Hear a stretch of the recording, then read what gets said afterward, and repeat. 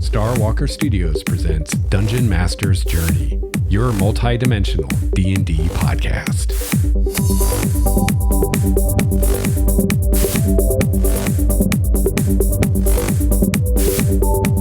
Hello, fellow gamer. Welcome to episode 282 of Dungeon Master's Journey. I'm your host, Lex Starwalker. On this show, we discuss the craft and the art of dungeon mastering.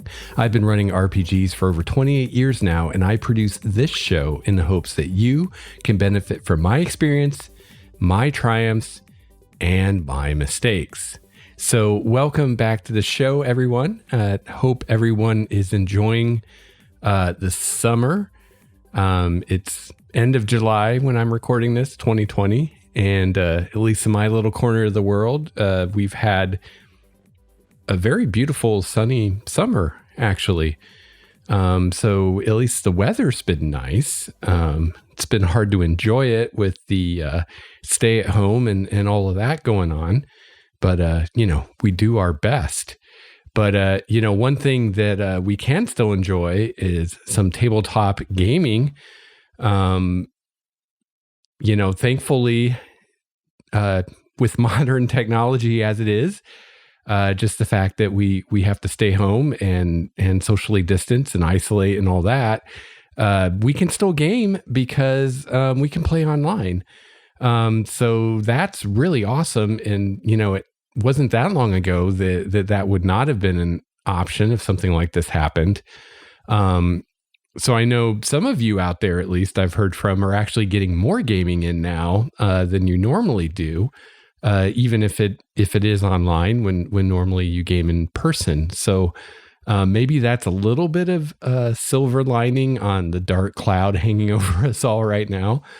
But yeah, if you haven't tried online gaming, this is a great time to give it a shot. And you really don't need anything special to do it. Just some kind of video conferencing software like Zoom or Meet or, whatever you want to use. Really, that's all you need. If you want to do more, there's things out there like Roll20 and yada, yada, yada. So, you can go as deep down that rabbit hole as you want. But it's not hard to do. And it's definitely better than not gaming at all. And honestly, I think gaming online has a lot of good things about it. I used to always prefer gaming in person. And I think even now, all other things being equal, I would prefer to game in person versus online. But the online gaming is pretty great. And there are definitely pros to it as opposed to gaming in person. One of the biggest is it's just a lot easier to find players, especially if you're in a part of the world where it's hard to find people because there's not a lot of people around, or maybe there's just not people that game or role play around. So it can be easier for that reason. It can also be easier if you have like a weird schedule, like maybe you work third shift or something. It might be hard to find people in your neck of the woods with the same schedule. But when you can open that pool to really anyone in the world that speaks the same the same language as you and has a decent internet connection, you can find people to fit just about any schedule. So I know, every once in a while, I have people write in asking about problem players. And a lot of times, one of my solutions to that is just get rid of the player if it's not worth it. And a lot of times the response I'll get to that is, well, I'm kind of stuck with this player because there aren't a lot of players to choose from where I'm at. So, online is maybe a possibility you haven't considered.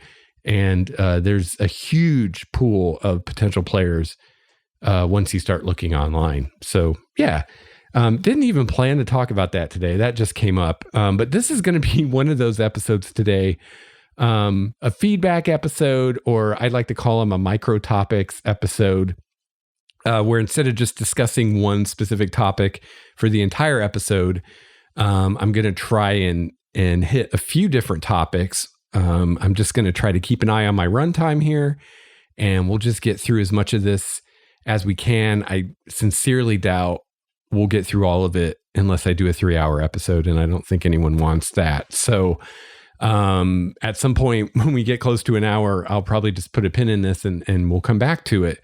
But in the last few weeks, I've been getting a lot of fantastic feedback from listeners, and thank you for that to everyone who's written in. I really appreciate it.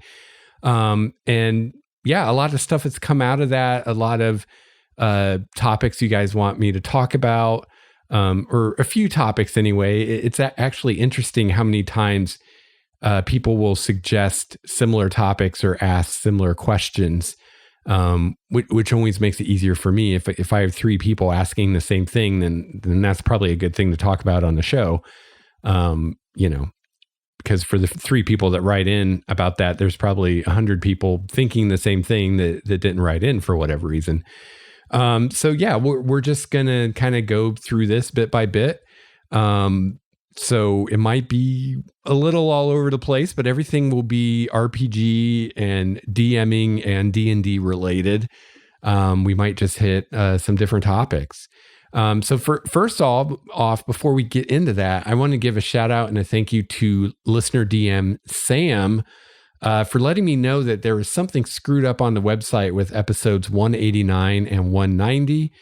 I don't now remember exactly what it was, but basically it was the wrong episodes were uploaded for those episodes. And I think one of them was actually a redundant episode that was duplicating some other episode. And then one of those episodes, 189 or 190, wasn't actually in the feed because instead there was this duplicated episode. So thank you to Sam for pointing that out to me. I did fix it. It has been fixed on the site, and I did this. It's probably been more than a week ago now. So it should be updated in everyone's feeds by now. But if you're still not getting the correct episode for 189 or 190, just try refreshing the RSS feed in whatever app you use and then re-download the episode. And that should do the trick because it is fixed on the website. So you might just need to update your feed to get the newest version or newest update of the feed. If worse comes to worse, you can always listen to or download the episode directly from the site if you're having problems with your app or whatever. So thanks, Sam, for letting me know about that. And yeah, if you ever encounter a problem like that, please let me know. I've had some listeners write in recently about some other problems. I don't even recall what they were now. But to my knowledge, everything's been fixed now that I was made aware of. So enough of all that stuff. Let's get into it. So our first thing we're going to talk about today is I got some feedback on episode 281, which we were again talking about the idea of limiting the classes available to player characters beyond even what's in the player's handbook. So kind of my thesis for episodes 280 and 281 is that although I think a lot of us DMs out there and players as well assume that we're supposed to use all of the classes and subclasses in the player's handbook, you don't have to do that. And in fact, I'll even take it a step further and say for most campaigns, you probably don't want to do that. You probably want to go through those classes and subclasses and decide whether or not each one fits your campaign or your adventure or what you want to run or not. They don't all just automatically get a pass because they're in the player's handbook. They should still fit what you're wanting to do, whether that's the setting that you're trying to convey or a certain tone of the adventure or whatever you're trying to do as a DM. The classes should fit that. And if there are any that don't, you should not be afraid to remove those options. Nowhere is there a guarantee in stone that everything in the player's handbook will be allowed in a given game. And, that's a perception that exists. And I think we should all try to get past that and try to get our players past this, because ultimately it's a limiting way of thinking. And it just limits the DM and what the DM can do to realize whatever she wants to do with her campaign. All right. So Russell wrote in about episode 281, and Russell says, thanks for coming back to the podcast. You're welcome. Thanks for listening. Russell says, have you been in a position where a player knew the lore enough to reskin a class that was previously removed? I feel like races are easier to remove than classes because of the reskin ability. For example, removing barbarian because there's no nomadic culture, but a player wants to play a barbarian, and that player reskins it as a gladiator that your specific lore has. Okay, so first off, sure, why not? I mean, I'm not going to say that you can't do that. That's definitely an option. If the DM wants to do that, fine. But you don't have to, and I don't feel like you should feel like you have to. So Russell here is mentioning an option or an example, because I gave examples in episode 280 when I talked about this of what I was thinking about for a future campaign as far as classes I was not going to allow. And one of those was barbarian. And my reasoning was that barbarian is a class that fits a nomadic culture. And my campaign I was going to be run was going to be based in a city. And I didn't feel like a barbarian was a good fit for that campaign. So Russell's wondering, well, hey, let's say I had a player that really wants to play a barbarian. Could I maybe reskin the barbarian as something that would fit in the campaign? And he suggests something like a gladiator. And sure, of course, you could. Now, not to get like too technical or bogged down in semantics, but usually when you say reskin, when you talk about reskinning something in a game, what's usually meant by that is a cosmetic change, but not a change that has any impact on any mechanics. So an example of that would be saying, I have a flame blade, but instead of a flame blade, it's a green flame blade. The fact that the fire is green has no mechanical impact on the game whatsoever. It's just a change in how I'm describing it. So reskinning something is super easy to do because it doesn't have anything to do with mechanics or game balance or anything like that. Nobody cares what color your fire is. So a DM or a player can do something like that, and you can be pretty open to that kind of thing, because if it's a true reskinning and it's just a cosmetic change, it shouldn't matter for any real reason other than it's just fitting the player's vision for that character or whatever. But it shouldn't have any impact on any encounters, on any social interactions or anything like that. And if it does, it's probably not reskinning. It's probably changing something mechanical, right? So now I would say, without getting into the details too much, I would guess that making a barbarian into a gladiator might involve more than reskinning. There might be some things you want to change. For instance, just off the top of my head, I know one ability a barbarian gets is their barbarian running or barbarian movement, where they get increased movement speed. And I don't really see that fitting a gladiator at all. I'm sure you could come up with some kind of contrived reason why that could fit. But, when I think of a gladiator and what are the iconic abilities or traits of a gladiator, one of the things that comes to mind is not that they can run really fast.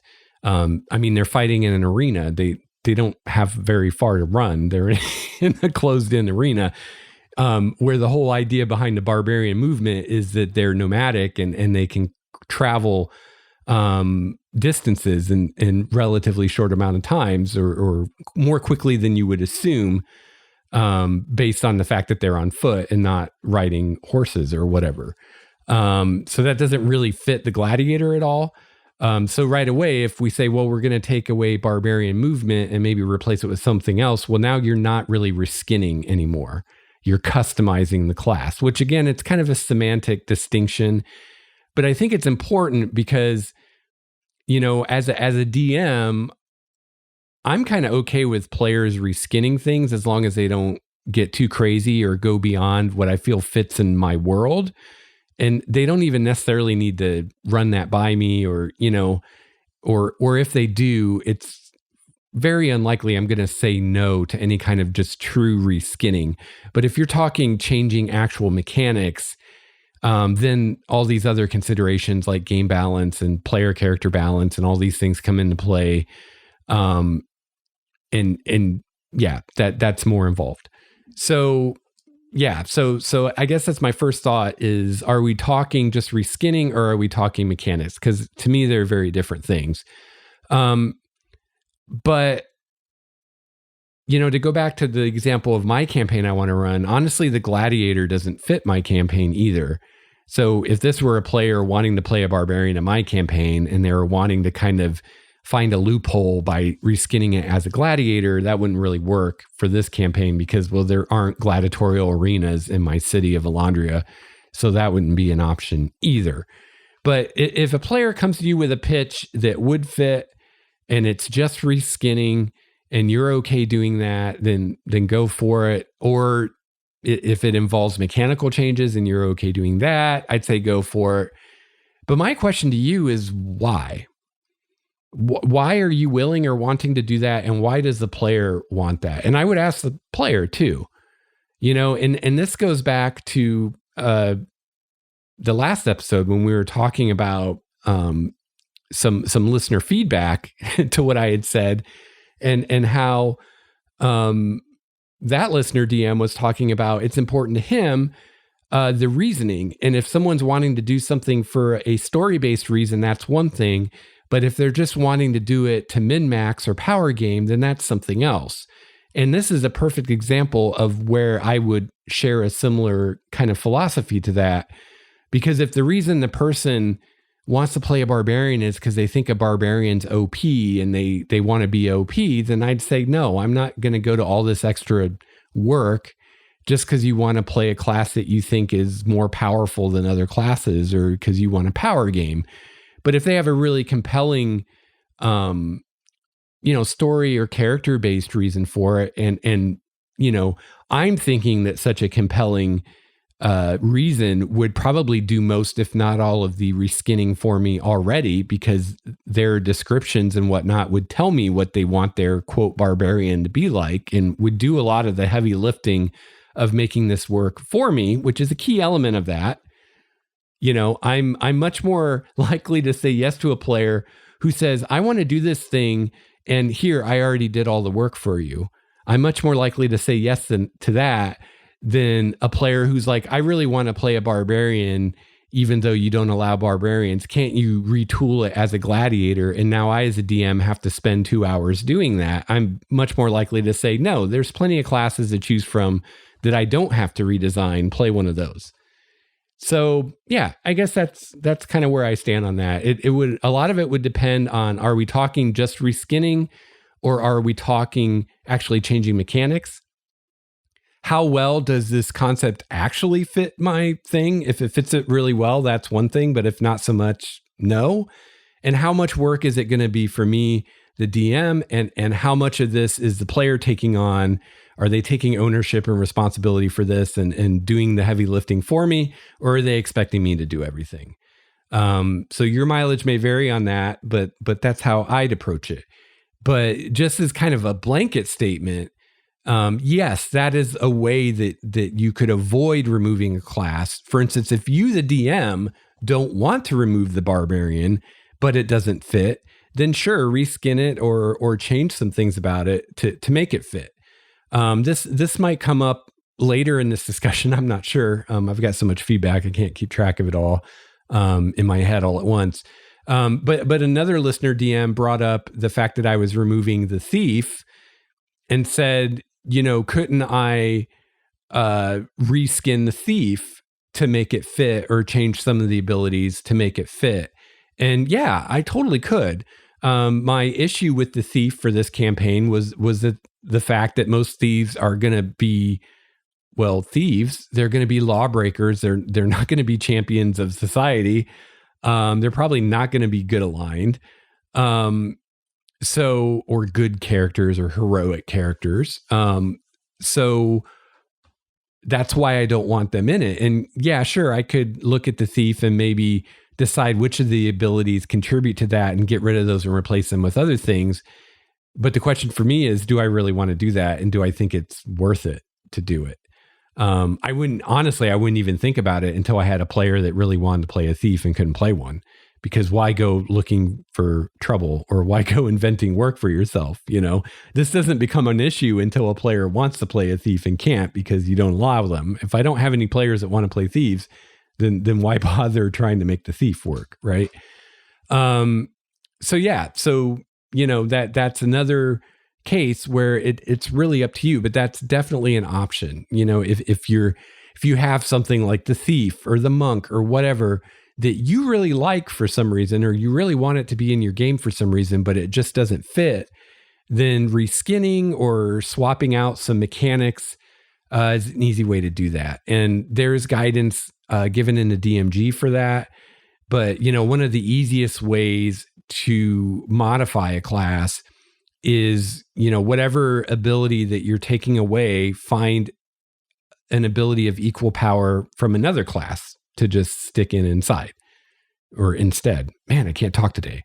So, if you're removing a level 5 ability for whatever reason, find a level 5 ability from some other class that fits and just use that. And then, you don't have to worry so much about the designing and stuff because you're just grabbing something already made and just putting it somewhere else, if that makes sense. So yeah, you can definitely do that, but definitely don't feel like you have to. I mean, players need to accept the limitations put before them. And, you don't have to accommodate everything every player wants if you don't want to, or if it doesn't fit. All right, next we have an email from Mark on the same topic. He says, "Greetings, Lex. I did enjoy these episodes. They offer some great ideas on paring down the considerable options in the player's handbook.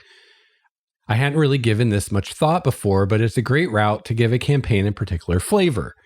Just a thought, I think monks could work in a European setting, but one might need to adjust the class a bit.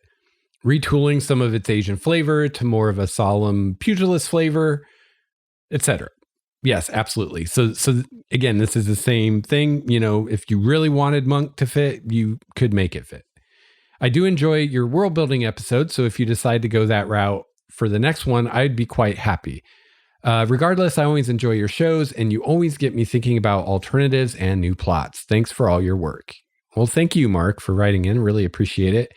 And you're welcome. Monk is another example of a class that I'm planning on removing for my next campaign. But again, if you really like the monk for some reason and you want to have it, you can make it fit. I do have other reasons for removing the monk. Personally, I don't find it a very satisfactory class, either as a player or, well, I guess as a DM, I don't care. But as a player, I don't find it a very satisfactory class. At least in my experience, and granted, I haven't had a lot of players play monks, just a handful over the years. But my experience has been that you'll have some players that play a monk and they love it because they're getting exactly what they want. They know what they're getting into, and it's all good. But what happens with some players who maybe just play a monk on a whim, or they've never played one before or seen one in action before, or they haven't really thought it through, is, as you probably know, if you run or play D&D very long, a big part of the reward side of D&D is treasure. And monks don't benefit a whole lot from treasure. They tend not to use weapons. And even if they do use weapons, they're getting their damage from their monk abilities, not from the actual weapon. So magical weapons are of limited utility to monks, especially compared to other classes. Monks tend not to wear or need armor. So same thing with magical armor. So they can feel a little limiting to play when everybody else is getting shiny new magic items and your monk isn't, or they're getting more kind of, I don't know, miscellaneous stuff, because obviously they can use wondrous items. And there are some magic items out there that can be very beneficial to monks. I'm not saying that they're not. I'm just saying that they're fewer and farther between than other martial classes like a paladin or a fighter or a rogue, where they can use all kinds of stuff. So really, as a monk player, you're pretty much getting everything you're going to get for the most part from your actual class abilities. Now, the flip side of that is, unlike a lot of classes in 5th edition, monks get something almost every level, if not every level, as far as some kind of new thing they can do to kind of compensate for that. But yeah, that is just kind of another nail in the coffin for me with the monk. I mean, for me, that alone wouldn't make me not allow it, because honestly, that's on the player. And you know, I would just caution a player that wanted to play one if they were a new player, and just say, hey, there's this element you might not have thought of. You know, you're not going to benefit a whole lot from any magic items you find compared to the other characters. And as the campaign goes on, especially if it's a long running campaign, that might get old after a while. So it's just something to consider as a player. But to me, the GM, it doesn't really matter. But really for me, it's just, the main thing is the fact that it just doesn't fit culturally. And it's this class and this archetype and concept from a very different culture, a very different storytelling tradition that's been shoehorned into D&D. And I mean, now we're, as a society, we're becoming more aware and more sensitive to why that kind of stuff really isn't cool. But even leaving all of that aside, it just kind of cheapens your setting. Really, I don't know. You start getting into the kitchen sink thing like you've got with Forgotten Realms, which is what I'm trying to avoid with all this. So it's definitely going counter to my aims to allow something like the monk in my game personally. But yeah, you can totally reskin things. We've got another email from David on this topic. David says, I agree that it is every DM's right to design their game and world as they see fit. Most of us in our group have taken turns GMing various systems and worlds of our own devising. Yeah, that's awesome. Groups that can do that. Yeah, that's really cool. Recently, we've also used Microscope and the ground itself for their group creative mechanics to design cities, histories, whole worlds that have the entire play group invested. And yeah, that's something you can explore too. I don't use those games, but I'm very open to players participating in world building. But the way I handle it is during actual gameplay, allowing players to describe or define things about the world that are of interest to them and either don't matter to me or I haven't gotten around to defining yet. So that's an easy way to do it. You know, if I don't know, let me think of an example. I don't know. Let's say you have a character who's a chef, among other things, and they want to go to your city's equivalent of a restaurant supply store or something like that. I don't know. I'm just pulling something out of the air. And I've never thought of something like that, but I think, hey, this is a big city. Something like that would exist. I might just ask that player, well, tell me about this place. What is this place like? And give them the opportunity, if they want to take it, to define that themselves. So these games like Microscope are just a kind of a more formalized way to do that before you start playing. So if you're interested in that kind of thing and you have a group that would be into that, definitely check those out. So David goes on to say, removing the gods and divine magic in your next campaign is a bold move. I don't really think it is. I guess it is from a D&D perspective because it's always been part of D&D. But from the perspective of the genre of fantasy, it's not a bold move at all. I mean, D&D is a weirdo that it has that kind of stuff in there. I've read a lot of fantasy, and most of it doesn't have anything like D&D's conception of gods or clerics or religion or paladins or any of that. in it. So yeah, I guess it depends where you're coming from, if that's a bold move or not. I don't really think it is. And I don't really think it is in D&D that much either, because it's not something that's needed. It's like alignment. It's something you could cut out of the game and keep playing the game, and you probably never notice it's gone. The only thing you might notice is less healing magic flying around, but you can easily give those spells to other classes, which is what I'm going to do.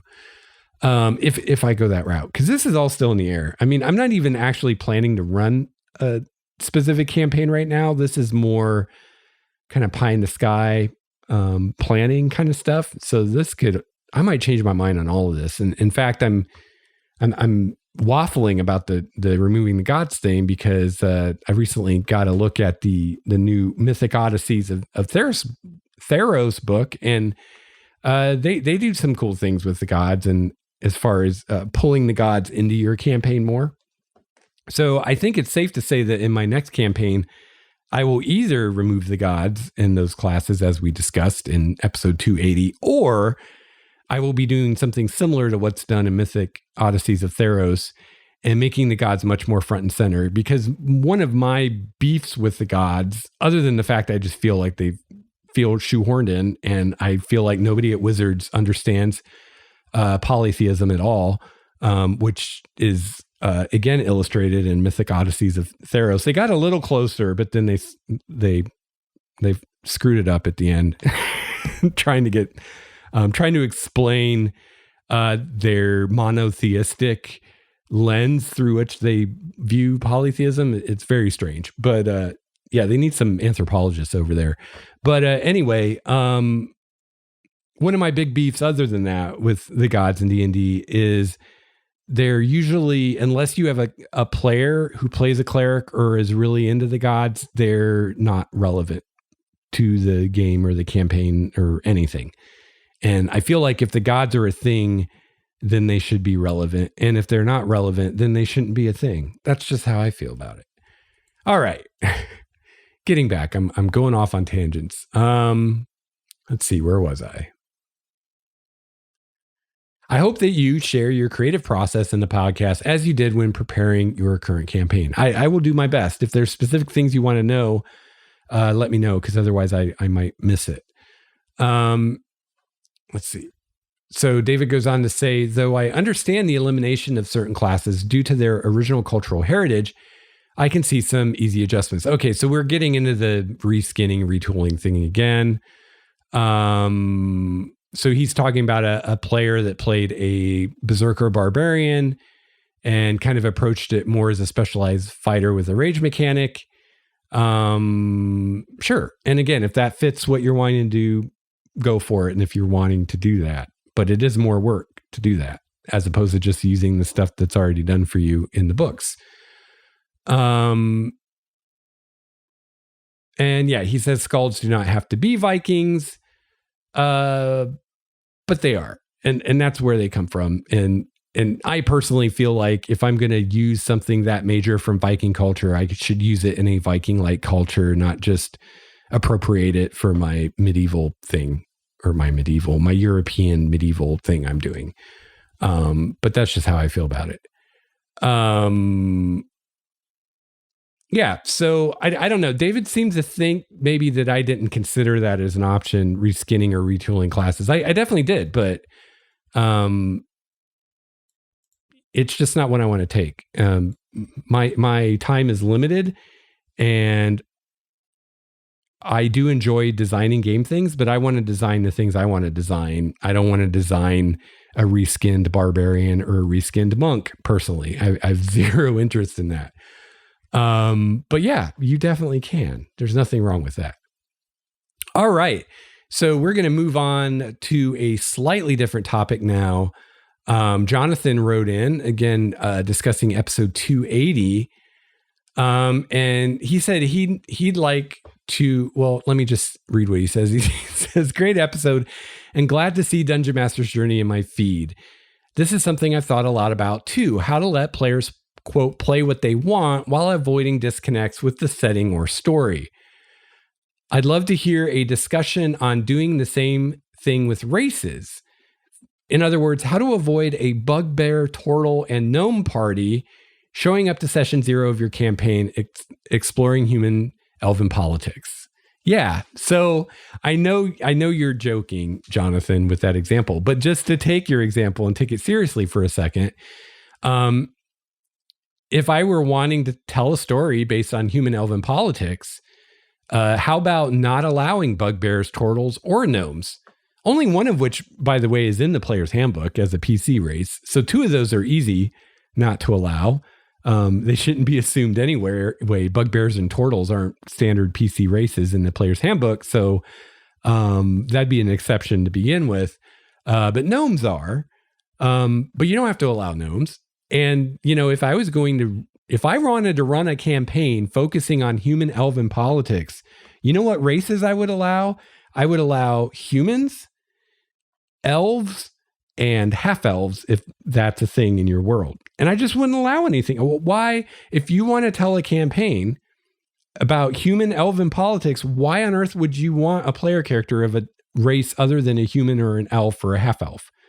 They would not be involved in or interested in what the campaign's about. It's not good for anybody. So yeah, that's the easy solution to that. And before you are like, oh man, you can't do that. I wanted to bring this up today just because this kind of goes right along with what I was saying. And I was a little surprised that Wizards took this step.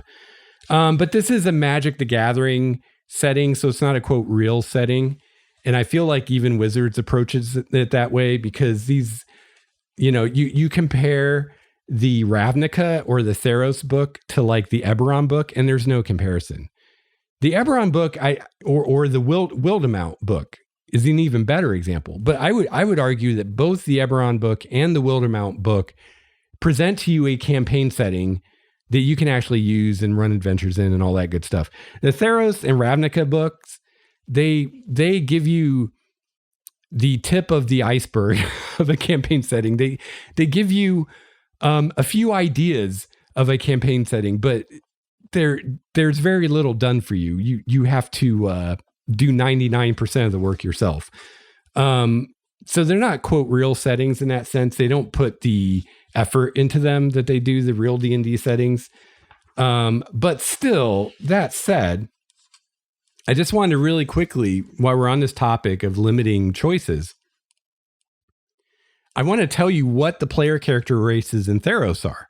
Now, this is the official Wizards book, just coming out soon or just came out, depending when you're listening to this. So the only player character race in Theros from the player's handbook is humans.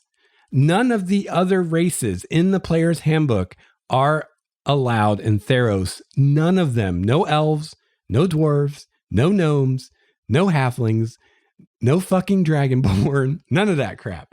Instead, in Theros, we have humans. Now, I would caution you against not allowing humans. That is probably the one race you should allow in every game. But I mean, it's not going to break the world if you don't, but I would. But anyway, so we have humans.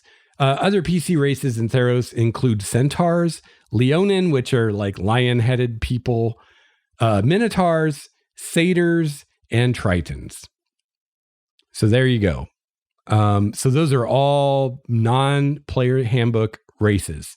And you also notice, not only do they not allow any of the races from the player's handbook other than humans, there's not even the same number of options. There's only 6 different races in Theros that player characters can play.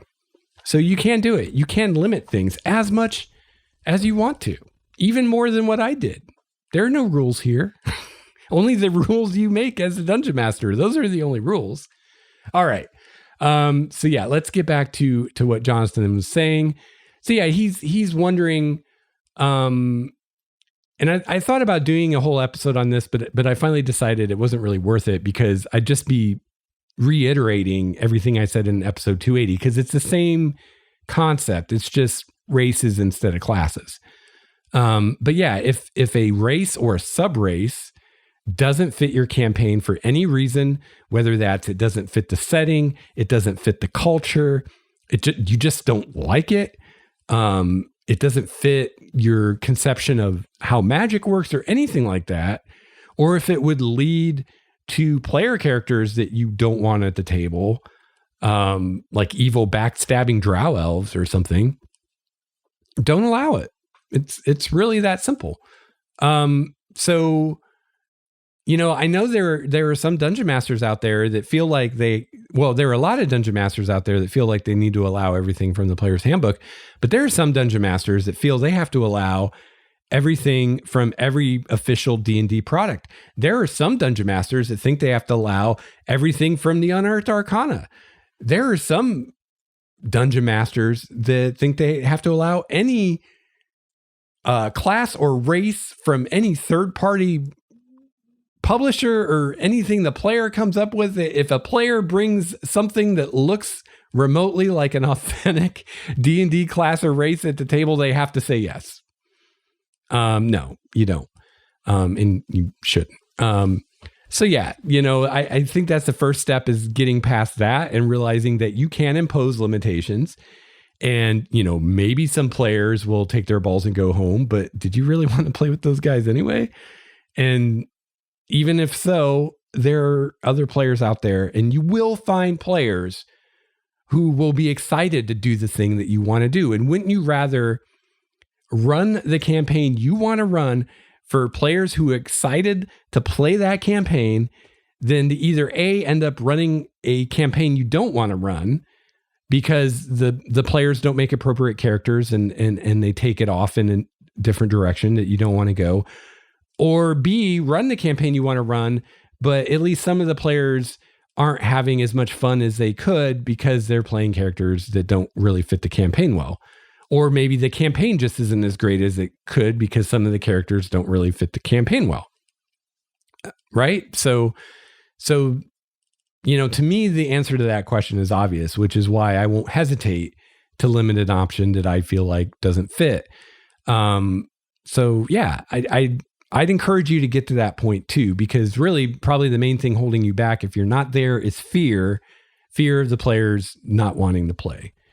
Look at the Theros thing. I wouldn't want to play in this setting personally as a player. Well, I'd be fine playing in it. Well, I don't know. I was going to say I'd be fine playing in it because I could play a human. I'm fine playing a human. I have no desire to play a centaur, a leonin, a minotaur, a satyr, or a trident. I have no interest in any of those races. I don't like any race that is a human with an animal's head, like a leonin or a tabaxi or whatever the stupid raven ones are. Like all those races, in my opinion, just my opinion, I think they're super dumb. They're super uncreative and super undeveloped for the most part. And that's true with these races here in Theros. There's not much to go on if I want to play a leonin as far as what my culture is like, what our history, there's very little to go on. And you think about it, if you're going to play something like a dwarf or an elf, how much of your concept of what a dwarf or an elf is comes from the actual player's handbook or whatever book you're using, whatever setting you're using, and how much of it comes from other things like other fantasy stuff or Tolkien or whatever, right? And if you're at all like me, very little of it actually comes from that player's handbook. It comes from other things because we all know what an elf is. We all know what a dwarf is. So I feel like if you're going to make up something like a leonin, you owe us even more background on that race than you give us on elves and dwarves and things like that. But instead we get far, far less. And to me, they're half-baked ideas that weren't even that great of ideas to begin with, because they're just like, hey, what if we took a person and put a lion's head on them and give them traits that are kind of like a lion person? Wow, that's so creative. Wow. How innovative is that not? All right. So yeah, for me, everything I said for classes, even more so for races, because there are way more races and subraces and classes. And I feel like the bar is even lower for races. I could be wrong. I don't know what goes on at Wizards, but it seems like there's a lot less energy put into balancing and playtesting the races as opposed to the classes. It seems like almost any half-baked idea can make it as a race, where the classes need to really fit the game in a mechanical way. So I guess all that is a way of saying there's a lot more chaff compared to wheat out there when it comes to races. So you should be even more willing to limit what's available, and even more willing to limit and not use some of the stuff from the player's handbook. So yeah, this isn't exactly what Jonathan was asking, but if you're wanting to do something really specific, you should be even more limiting on these choices. Like his example of a campaign focusing on human elven politics. You should only allow elves, humans, and half-elves for races. And you might even want to limit some of the classes too, because I don't see a barbarian or a druid having anything to do with any of that. You might even want to limit the classes to classes that it makes sense that they would be involved in these politics. So don't be afraid to do that. And then find, once you have what you want to do defined, then find players that want to do that. It's that simple. So DM Dave asked that I talk about all the different PC race options available in the various books. I could do a whole episode on that. There's so much. I don't think that'd be a very good episode. I think most DMs out there will know what they like and what they don't like, what will fit their setting or their game and what won't. You don't really need me to tell you that. The only way I think I can help you with that maybe is just to make you aware of some of what's out there that you might not know about. So when it comes to 5th edition, obviously you have the player's handbook is your first stop for player character races. Another source is Xanathar's Guide to Everything. We're not going to talk about the player's handbook because I'm assuming you all have that and you know what's in there. So Xanathar's Guide to Everything, we have some new player character, or do we? I thought we had new races in here. Oh no, you know what? In this book, we have new feats, new racial feats, but no actual new races. Wow, I really thought there were, but here I am looking at the table of contents, and I don't see any new races, which is weird when you think about it. Then on the other hand, we have Volo's Guide, which why on earth would there be PC races in here? It's supposed to be a monster book, but there are. Again, this is marketing, I guess, and product planning. I don't know. I really hate this in 5th edition, how they try to get everybody to buy every book. We can't just make a monster book for DMs so DMs can buy the monster book and be happy with that. No, we got to put player crap in here too to try to get the players to do it. So we got some character races in Volo's Guide that should have been in Xanathar's Guide, right? No character races in the player book, the player option book. They're in the monster book. But anyway, you can decide what you think about that. So in Volo's Guide, we've got more sub races for the Aasimar. So the Aasimar is actually in the DMG as an option, but there's only one type. There's no subtypes of Aasimar in the DMG. So in here we have different sub races for the Aasimar. We also have the Furbolg, the Goliath, the Kenku. Oh, that's the stupid raven-headed thing. Lizard folk, Tabaxi, which are cat-headed things, but not the same as Leonin, which are lion-headed things. Triton again. And then we also have options for monstrous adventures, which are like your goblinoids, goblins, hobgoblins, bugbears, orcs, kobolds, things like that. So those are really it for PC races. Those are your main sources. So Volo's Guide has those ones I just told you about, and then the Player's Handbook has all the usual ones. Now, there are various books that will have a few races in it. For instance, the setting books. So, for instance, the Eberron book has new races like the Chimera and the Warforged. I just told you what was in the Theros book. Wildemount has some new races. But again, I would not suggest to you that you go buy one of these $50 setting books just to get a few new races. If you're going to run an Eberron, then obviously get the Eberron book and use those races. But if you're not, I wouldn't worry about them personally. Now, if you want to do that, go for it. But yeah, I'm not going to go through all these books that have like a few races in them. Those are your main sources for races. And then, if you want any even more than that, I'm sure there's tons of homebrewed stuff out there that you can look at as well. And also, speaking of races, I realized I just misspoke a little bit. So the Aasimar is actually in Volo's God. I think there's two or three subtypes of Aasimar. I might have made it sound like there's more of that because I get confused sometimes because I came up with more. So I actually came up with a subtype of Aasimar to fit each of the different gods of my world. So if you're interested in those, you can check out my Adventures of Primordia supplement. Those are in there, so you can check those out. But yeah, there's plenty of possibilities out there for race options.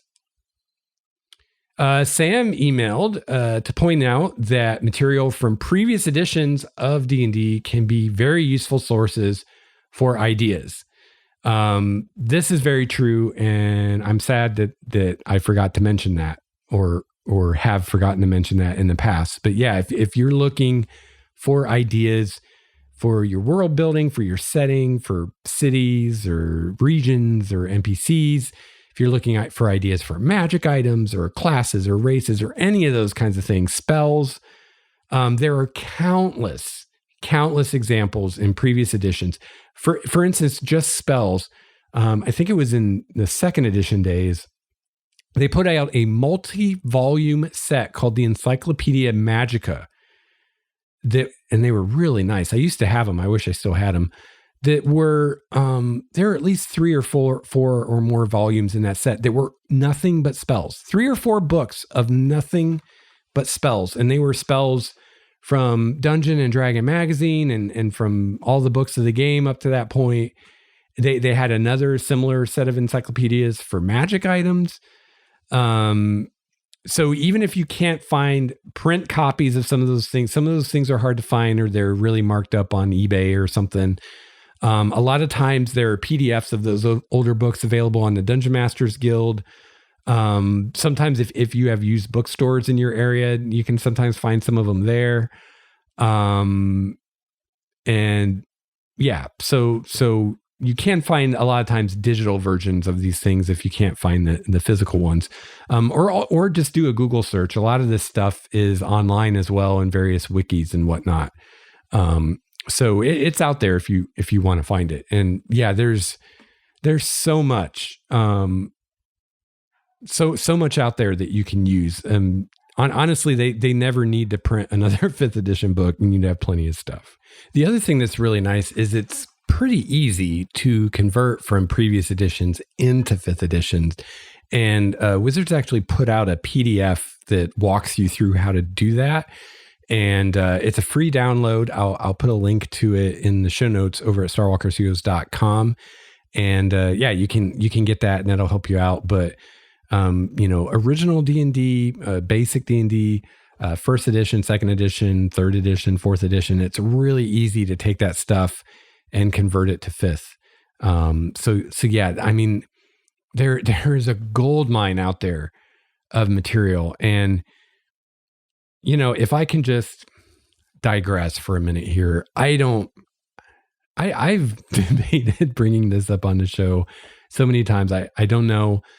Maybe I'm jaded. I mean, I say at the start of the show, I say I've been doing this for over 28 years, and that's true. And so maybe it's just a thing of I'm jaded and I've seen it all. But I have to say, in the years since 5th edition has been out, I've at least flipped through and skimmed pretty much every book Wizards has put out for 5th edition. Most of them I've read cover to cover because I either reviewed them on a show or I considered reviewing them on a show.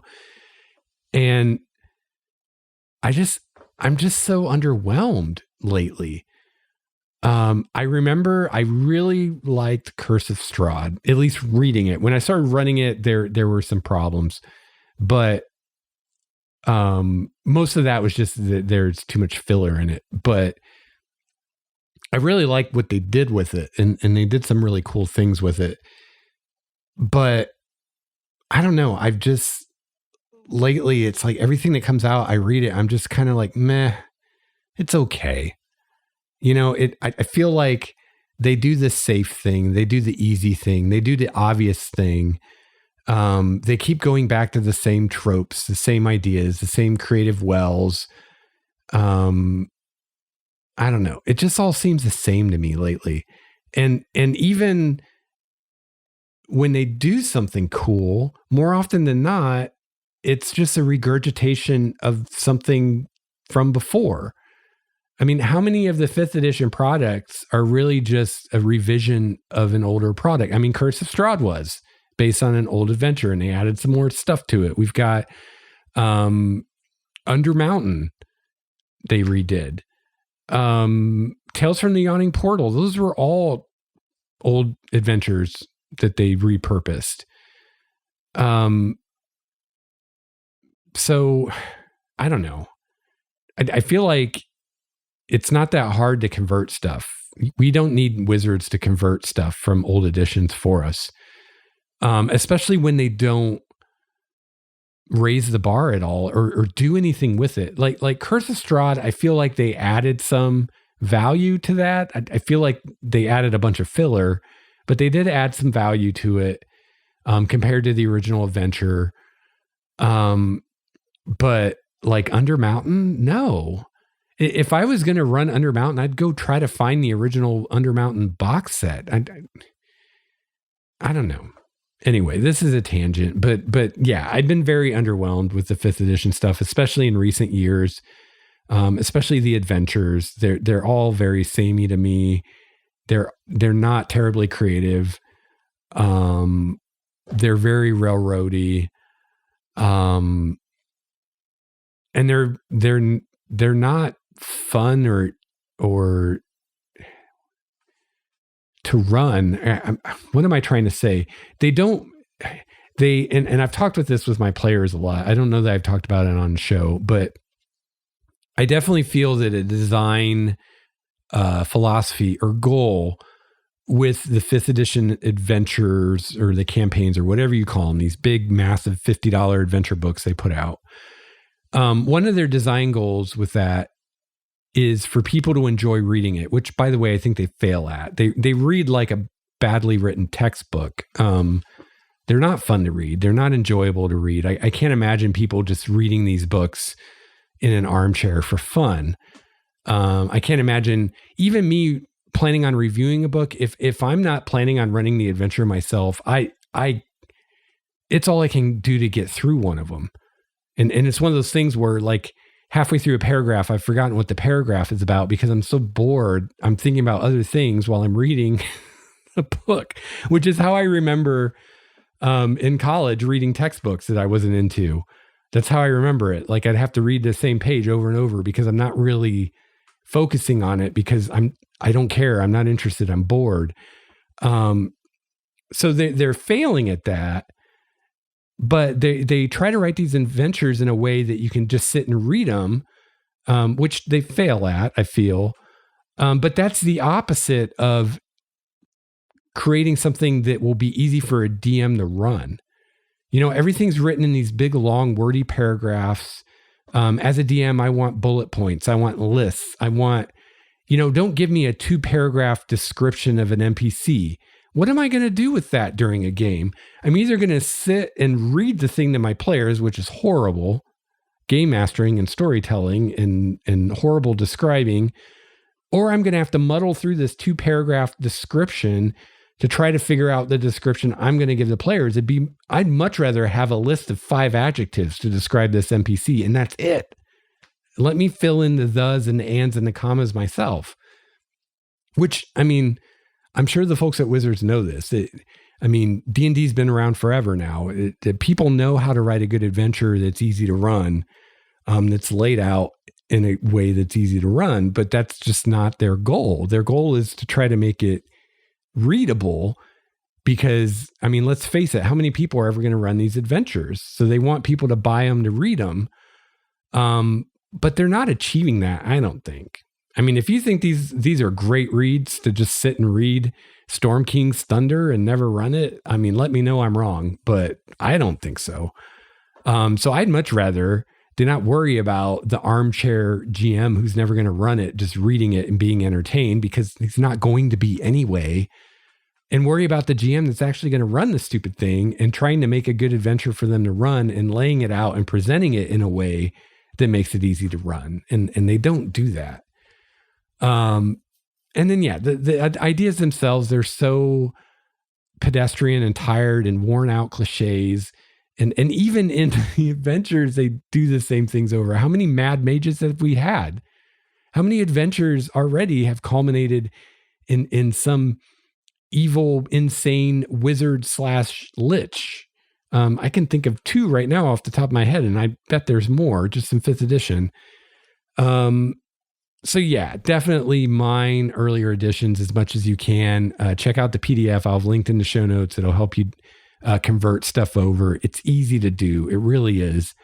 And yeah, honestly, personally, these days when I look for inspiration for a campaign or adventure, I don't look to a D&D book. I look to other books, fantasy books, TV shows, things like that. Things written by really good writers.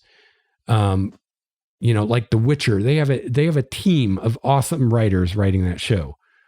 That's a great source for inspiration, or, any well-selling fantasy series. I'm a huge fan of The Wheel of Time. You will find far better inspiration for setting and characters and adventures and magic and everything else in The Wheel of Time than you'll ever find in any book from Wizards. At least that's my opinion.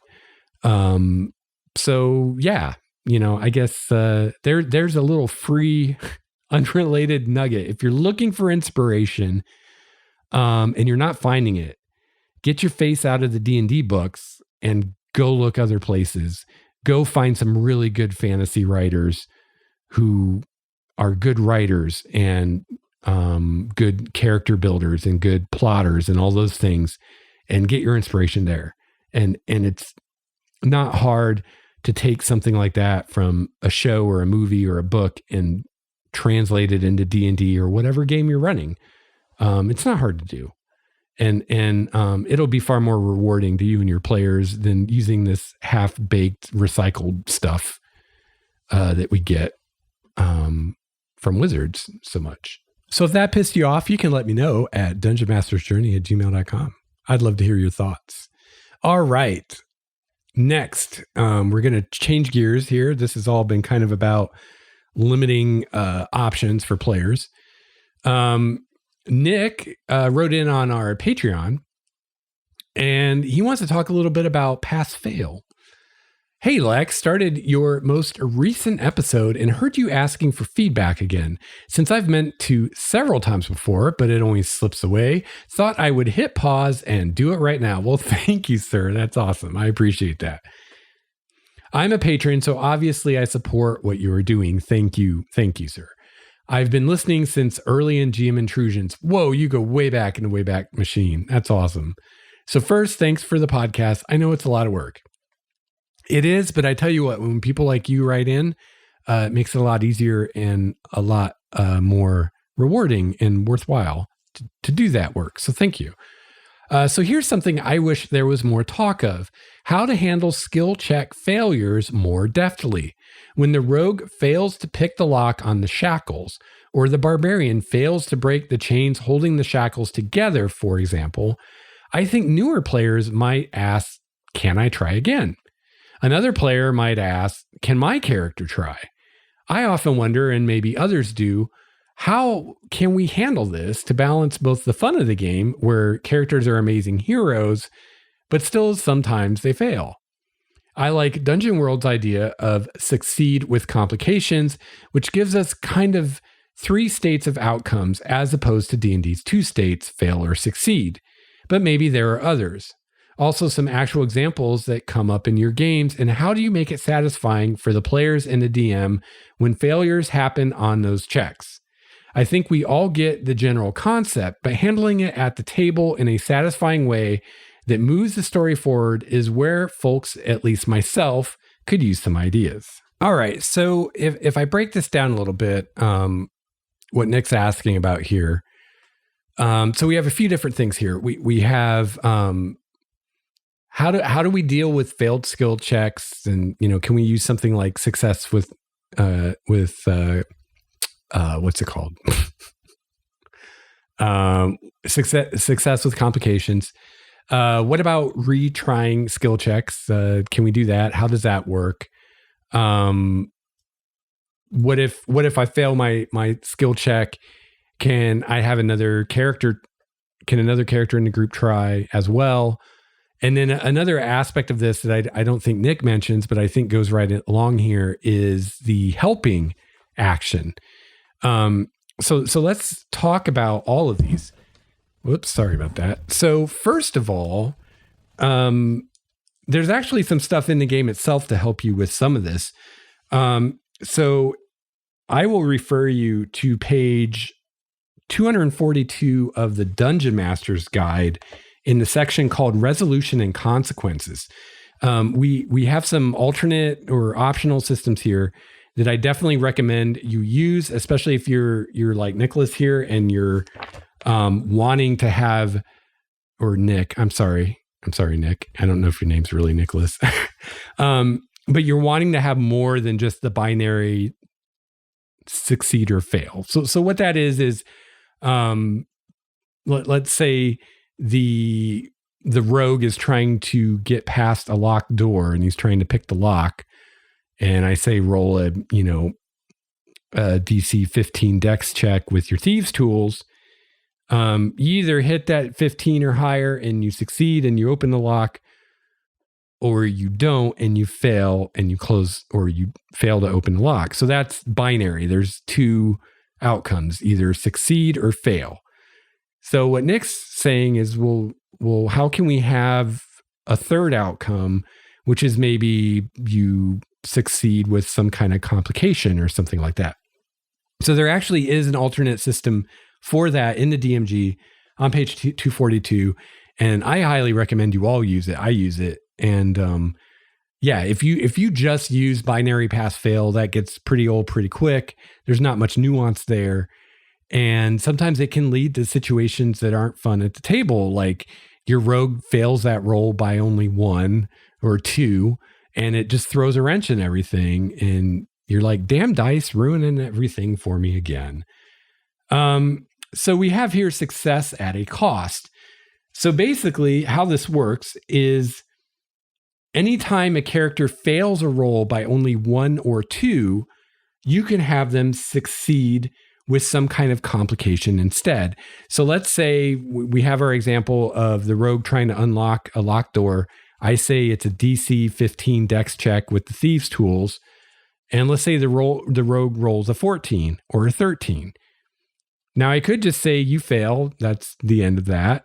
Or if I wanted to, I could use this optional rule of succeeding at a cost and say, oh, well, you didn't hit the DC, but you only missed by 1 or 2. So you open a door, but there's going to be some kind of complication involved with that. So maybe you open the door and you make a lot of noise doing so, alerting the guards on the other side. Or maybe there's a trap and you fail to notice the trap and you set the trap off when you open the door. Something like that. I mean, the possibilities are endless. Any kind of complication that could be kind of a downside, right? Now, a couple of things here. One thing, the complication, I mean, it's best if it happens right away and it's directly relevant to what happened, but it doesn't have to. I mean, it should be relevant to that role in some way, but it could be a complication that the player doesn't become aware of until later. And that can even be a lot of fun when that happens. The other thing is you don't have to get married to either using this or not. And this is how I do it in my games. So I don't allow success at a cost with every single roll. So players in my games can assume if they miss a roll by 1 or 2 that they actually succeeded and there's going to be some kind of complication. My default assumption and the player's default assumption is we're just doing the normal pass fail. If you missed the DC, you failed the roll. But at times when I want to do it, or it seems dramatically appropriate, or a player asks and I think it's okay, then I will use the success at a cost. A lot of times, and this is going to come up in the next question, a lot of times this will come up in like a clutch moment where I really want the player to succeed. Maybe they're making a perception roll to notice something really important, and I don't want them to miss it. And in that situation, maybe they miss it by 1 or 2. That's a perfect time to use this success with a cost. So that way I can still give them the information I want to give them. But now, there's some kind of downside to it that's going to make things more interesting. So here in the DMG, they give us a few examples of this in action. A character manages to get her sword past a hobgoblin's defenses and turn a near miss into a hit, but the hobgoblin twists its shield and disarms her. So this is an instance, you could even use this in combat with an attack roll. A character narrowly escapes the full brunt of a fireball, but ends up prone. So I'm guessing this might be an instance where maybe the character missed the saving throw by 1 or 2, and that would kill them, or the DM for some other reason doesn't want them to fail that saving throw. So they say, okay, you make the save, you take half damage, but it knocks you prone. That's a great example of this in action. A character fails to intimidate a kobold prisoner, but the kobold reveals its secrets anyway while shrieking at the top of its lungs, alerting other nearby monsters. Now, I take issue with their language here because they keep saying the player is failing, but they're not failing. They're succeeding with the cost. But anyway, a character managed to finish an arduous climb to the top of the cliff, despite slipping, only to realize that the rope on which his companions dangle below him is close to breaking. So you get the idea. They miss the roll by 1 or 2. You decide to let them succeed anyway, but there's a catch. There's some kind of drawback that's going to make things more interesting, maybe more difficult in the future. Now, there's no reason that you can't extend this. Maybe let them succeed if they fail by 5 or whatever. And just, I would recommend if you do that, just have the crime have the punishment fit the crime kind of thing. So the more you let them slide, the more drastic those consequences should be. So if you let them succeed missing it by 5, I would have a bigger drawback than if you let them succeed missing it by 1 or 2, if that makes sense. I'd come up with a more dire consequence of that, even though they still get the success that they were looking for. Kind of the opposite side of the same coin is the degrees of failure system, which is on the same page, which basically is just saying if they fail the roll by 5 or more, then it's a worse failure, almost like a critical failure kind of thing, but maybe not that bad. But if someone fails a DC by 5 or more, in addition to them just failing to roll, there might be some additional downside or complication on top of that. And then they also suggest the possibility of critical success or failure, where if you roll 20 or a 1 on an ability check or a saving throw, there's a special effect. I don't recommend that. There's a 5% chance of rolling a 20 or a 1. This game gets crazy enough with a 5% chance of an auto succeed or fail in combat. With that, you don't want that going all the time. It gets ridiculous. So I highly recommend you not use that one. And honestly, you don't need it. If you use the success at a cost rule and the degrees of failure rule, you've already got yourself covered. You don't need critical fails or critical success. I mean, your critical success could easily just be beating the DC by 5 or more, right? I mean, so that's at least tied to the DC and their bonus, as opposed to rolling a natural 20, which just happens 5% of the time. It's got nothing to do with anything. It's just 5% chance no matter what. So I think that's a better system, personally. All right, so next, let's talk about characters helping each other. So you can find the rules for this on page 175 of the Player's Handbook.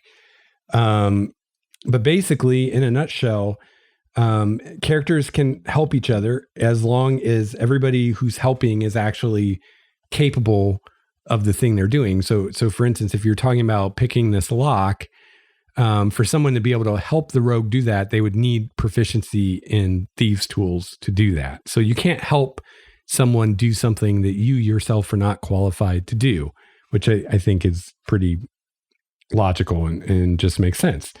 So it's very simple mechanically. If you help another character, then that character gets advantage on their check. Also here, since we're right here, we have the rules for the group check on this page as well.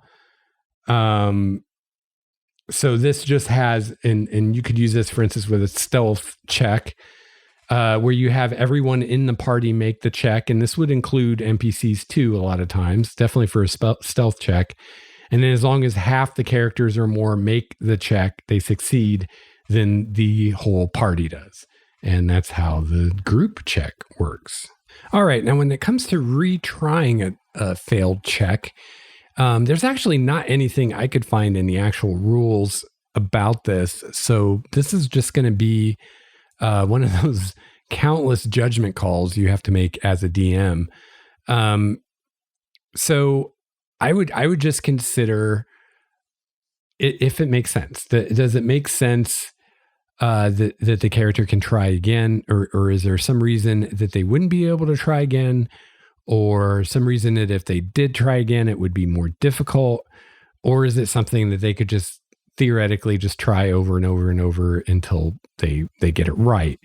So for instance, with the thief picking the lock, that could be something where you might rule that they can just keep trying until they get it right. Now that would be a great time to use the degrees of failure on page 242 of the DMG. This would be a perfect place for that kind of system. So if the rogue were trying to pick the lock and they failed and they wanted to retry, I'd probably let them if there weren't a good reason why I shouldn't. But if they failed that roll by 5 or more, I would probably at that point say either they broke something in the lock or maybe they broke their tool, which means that they can't retry anymore. So now they need to break the door down or find some other way in. So that's how I would handle that specific situation. There are going to be situations where just retrying doesn't make sense. It's not going to be possible. For instance, if you're trying to deceive someone in a conversation, if I try to lie to someone and I fail, I'm not going to get to try again because now they know that I just tried to lie to them. They're going to be even more on to me than they were before. So just use your best judgment. If you can think of a good reason why they wouldn't be able to retry, or there would be a consequence for that, or make it more difficult, then don't let them retry, or maybe let them retry with disadvantage or something like that. On the other hand, if it's a situation where they could feasibly just keep trying over and over and there's no real negative to that or no consequence to that, then I let them do it. I just do what makes sense there.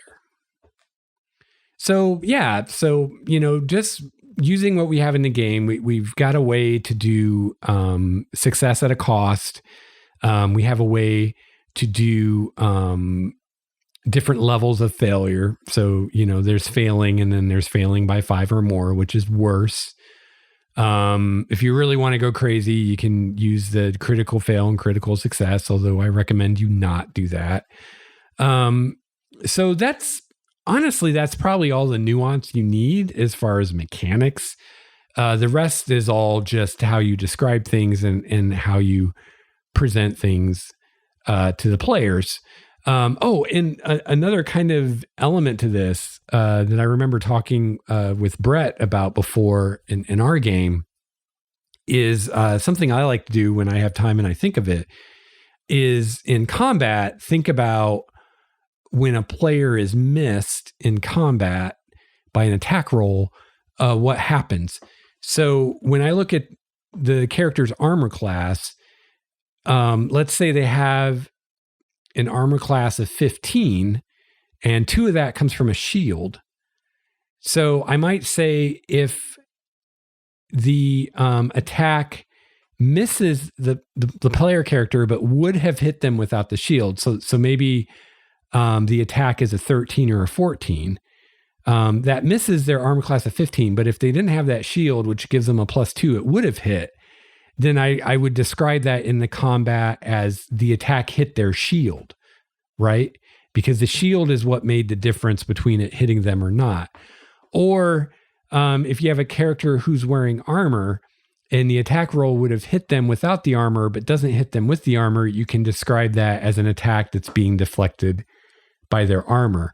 So you can actually do a lot with just how you describe things and just interpreting what we already have in the system without having to add more mechanics or more complexity to the system. Because remember, anytime we add mechanics, anytime we add complexity to the system, there's a good chance of slowing down gameplay.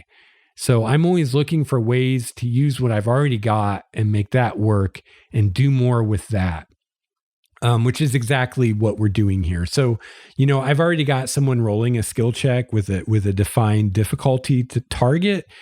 So it's not going to slow things down any to say, oh, if you miss it by 1 or 2, that's a success with a cost, other than the time it might take me to figure out what that cost is. Or if you fail by 5 or more, that's an even worse failure than it would normally be. That doesn't really add any complexity as long as I'm comfortable doing that. Same thing with, thinking about would that attack have hit the character without their shield or their armor, as long as I'm comfortable enough doing that math in my head real quick. Or maybe I have a little cheat sheet, which is, if I had a large group of players, that's probably what I would do. I would just have a little cheat sheet that has all their armor classes without their armor, without their shield, et cetera, et cetera, et cetera. So as long as I have something like that ready, that's not going to add any time to the combat to do that, but it adds a lot of flavor. So yeah, there's a lot you can do with just your descriptions as far as that. But yeah, Nick and others like you. So you can do, success with a complication in the systems as given in the DMG using those alternate systems. And it's pretty simple, pretty elegant solution, I think. All right. Our final email comes from Sam, who has an idea of something that we can talk about here on the show. He says, something that's always tripped me up as a DM is managing information while maintaining the ever important agency of my players. Something you said recently got me thinking of this again. You were talking about the importance of player agency, which you've definitely talked about before. And there was a particularly instructive and classic example. The party's in a room of some underground complex, and there are 3 doors they can choose to go through. What do? Little do the players realize, no matter which door they choose, the DM will do the same thing. So whichever door they choose is the right door or the wrong door, depending which way the DM wants to go. Of course, this kills player agency because the world is not reacting to their choices. Okay, so this is bad. So I'm going to stop right there. Because he's got 2 different kind of questions here, or 2 different examples, 2 different situations. So let's talk about this first one. So I vaguely remember talking about this before on the show. But, there's different ways that DMs will approach adventures or a dungeon or whatever. And, kind of the classic way, for instance, a dungeon is you have the thing mapped out on paper or on your virtual tabletop or whatever. So you know where every door goes ahead of time. So what Sam's kind of talking here is a cheat that some DMs will do because they either didn't do the prep or maybe the player characters went away that they didn't anticipate into a part of the dungeon they haven't developed yet, or whatever. But it's kind of a cheat, right? And this is the classic example where I give you 3 doors to choose from, but there's really only one choice, because whichever door you choose, I'm going to have X happen. If you choose door number 1, X happens. If you choose door number 2, X happens. If you choose door number 3, X happens. X might be you find a treasure. X might be you fight a monster or whatever. So personally, and I don't remember what I said in this episode, personally, I think that's terrible adventure design.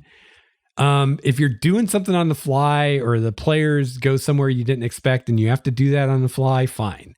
It's one thing to do something on the fly because you have to.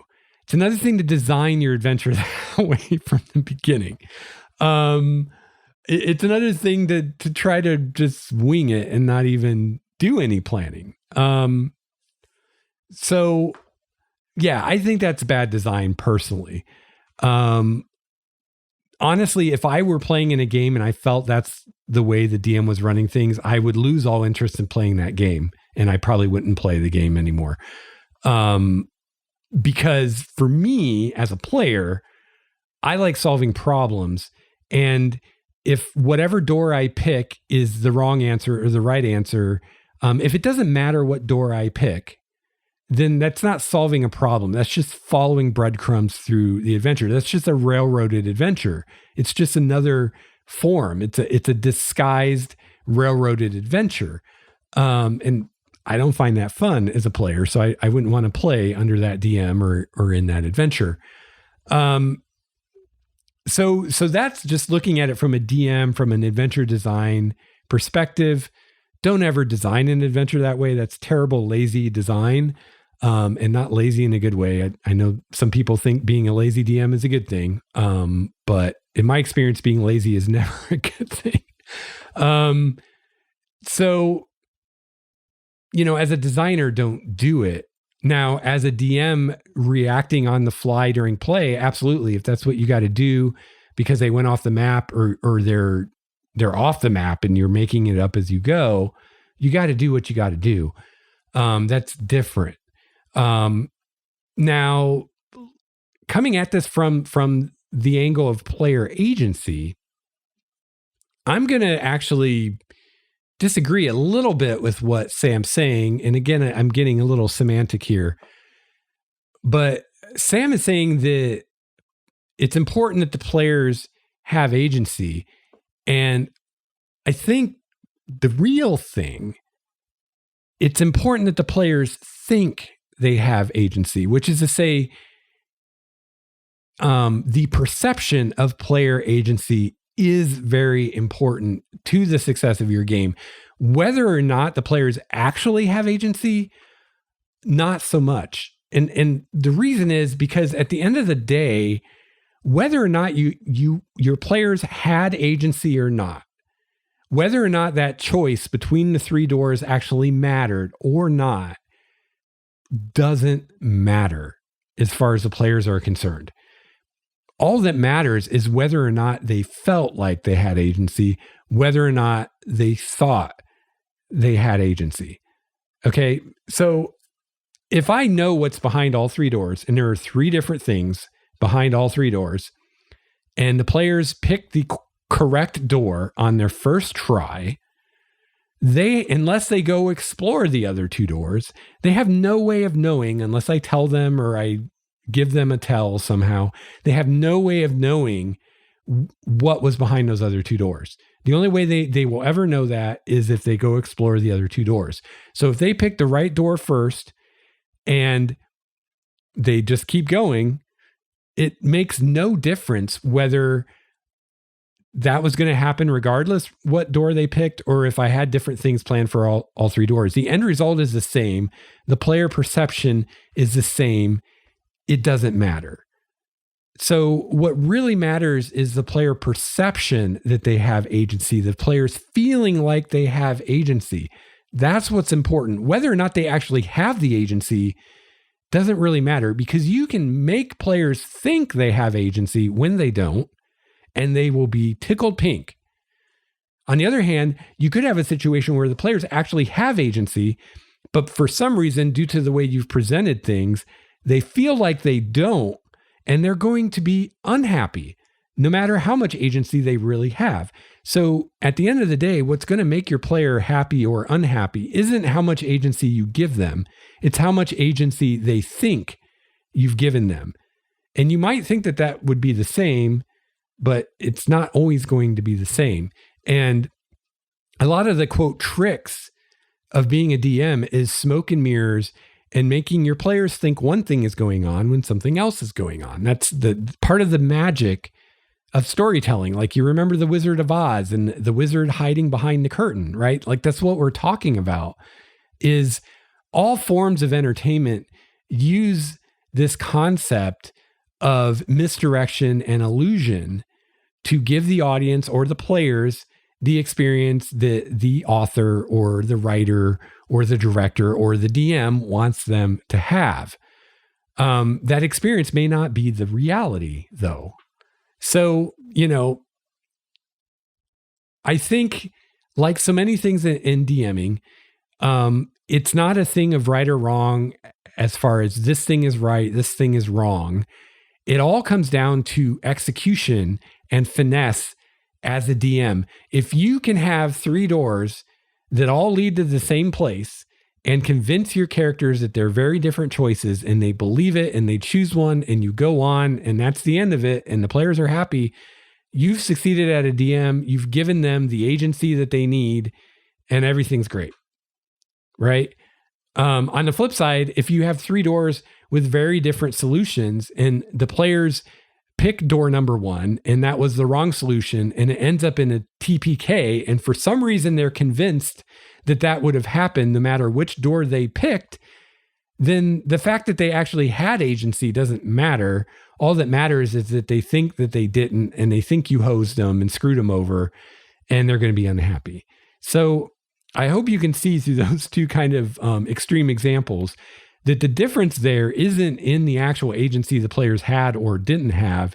It's in how the DM presented it and how skilled and proficient the DM was in presenting that illusion of agency, whether or not it actually existed. Because at the end of the day, the players only have the agency the DMs give them.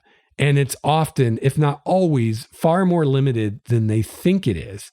And the players deep down know that. We all know that going into the game. We all know that usually when you sit down to play D&D, the DM has an adventure they want to run. They have something planned. They're not just going to completely wing it.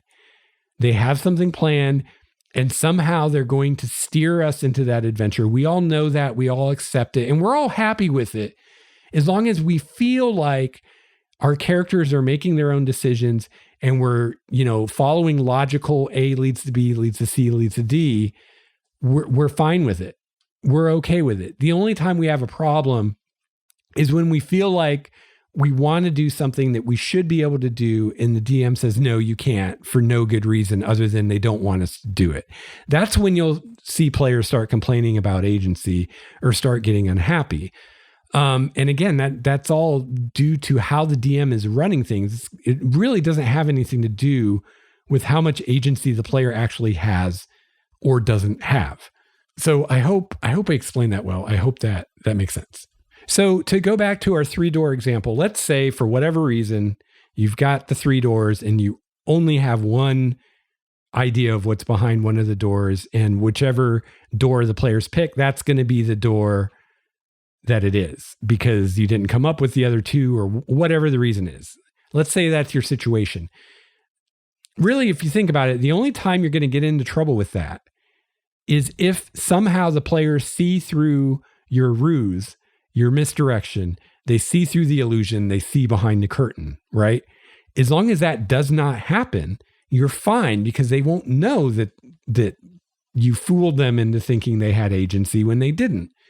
So, that could happen. Like I said, like they come back and check the other 2 doors later, or you have some kind of tell, like you don't have a very good poker face and it's obvious from your body language that you're pulling something over on them, right? So that's going to be when you get into trouble. So that's what I would be worried about more than do my players have agency? Be worried about what am I presenting to my players? And am I presenting what I want to present? Am I giving them the perception that I want to have? And that should really be your focus, because that's going to be what makes them happy or unhappy at the end of the day. So I think where most of us will get into trouble with this is overusing it. So if you do this 3-door thing once in a blue moon, your players will probably not be onto you and you'll be fine. If this is your MO, if every session you run is like this and you're just running it by the seat of your pants, making it up as you go, and whatever the players choose to do is right or wrong, depending on your whim, and has nothing to do with their decision-making process, eventually they will figure that out and they probably will be unhappy. But, again, if it's just something you use once in a while when you have to, unless you're really unlucky or your players are just really adamant about turning over every rock, they probably won't know. And even then, there are so many ways to distract players from doing the thing you don't want them to do. Have someone attack them, have something explode, have an NPC show up. I mean, there's limitless ways to guide the players to or away what you want and where you want them to go. So this is probably more a thing for newer DMs that aren't super experienced, that they're going to struggle with. Once you have some experience, you'll be able to avoid the players figuring out what's going on pretty easily. All right, so let's go back to Sam's email to his second example. He says the party is in a room that contains a secret door that's an entrance to an evil necromancer's lair. This is the only way to get into the lair. The players start to search the room and make perception checks, but all fail. If the story really depends on the party getting into the lair, should I even ask for perception checks? I'm trying to give the players agency, but I also need them to find the secret door. I need them to arrive at a certain plot point. Now, I could make it so that there are multiple ways for the party to get inside the lair, but then it's kind of like the 3 doors dilemma above. I'm forcing them into the lair one way or another. So again, I think for Sam and for some of the rest of us, there's a little kind of disconnect here. It's okay to force the players places. We do that all the time. That's what being a DM is. You're forcing them along the adventure you want to run or the story you want to tell or whatever. The key is all in your technique and your finesse and doing it in such a way that they either don't realize it or they don't care because they're having fun and they feel like they're doing what their character would do. So you'll get into trouble when you hear players say things like, I don't know why my character is here, or I don't know why my character is with this party, or I don't think my character would do this. That's when you're getting into problem territory. You're getting into the weeds. So it's not about not forcing players to go where you want them to go. You're going to do that. You should do that. It's all about how you do it and creating that illusion that they have choice, and then giving them real choices from time to time. And like part of it is, there are choices that matter and choices that don't, right? So, when the choices matter to the adventure or what you're trying to do, then limit their quote agency or their freedom, but again, doing it in a way they don't realize. But then with things that don't matter, give them as much freedom as you can, so it's like, maybe the player really wants there to be that restaurant supply store in the city. And you think it's kind of silly, but it's really important to them and it doesn't really matter. So give it to them, give them that bone, let them have the restaurant supply store in the city. And then later, when you do have to force them through door number 1, it will be less onerous because they got the thing that they really cared about earlier. And they don't really care about door number 1. You see, because every player is going to have things that they really care about. And they're usually not going to be like things that the plot hinges on. They're going to be character things or, they're going to be things that a lot of times either don't matter to you as a DM or they do matter, but they really shouldn't, or it's not really the end of the world if you give the player their way on it, right? So give them their way on that kind of stuff. So when it is stuff that directly ties to the plot or the adventure or one of your NPCs that you want to be true to, that it does really matter, you can stick to your guns and everybody will be cool. And that's also part of realism. My biggest issue with the DM that says, whichever door you pick is the right one. Part of it's a problem solving thing, but honestly, the biggest thing is that it doesn't feel realistic. It's like everything goes our way. Everything goes the PC's way. Everything always works out in the end. That doesn't feel realistic. Having unexpected setbacks that you have no idea how you're going to cope with, that's realism. That makes a story feel real. So it's okay to say no sometimes. It actually, when you do it right and you're not doing it all the time, it actually makes the game feel more immersive and more real and more believable. All right. So getting back to Sam's question here in his example. So we've got this one entrance, this one secret door that gets to the necromancer's lair. In order for the adventure to go on, they have to find it. So there's different ways you approach it. One way, maybe the easiest, is just don't make them roll, right? Like if they have to make this perception check for the adventure to go on, you could just make it automatic or just let them roll a die, but whatever they roll, it succeeds. And hope they don't roll a 1, because that might be hard for them to believe that they succeeded on a 1. Another thing you could do is you could do the success at a cost thing. So maybe you had them roll and they failed it. Maybe they even failed it by 1 or 2, but it's a really important thing. Let them succeed, but have there be some cost. And if it's more than 1 or 2 away from what they needed, maybe it's a pretty substantial cost. Maybe there is another way. So maybe that door is the only way in, but maybe there's another way they can find the door. So maybe they fail at the check to find it, but maybe somewhere else in the dungeon, they can find a magic item that will help them find it, or an NPC that knows where it is, or an NPC that's better at finding things.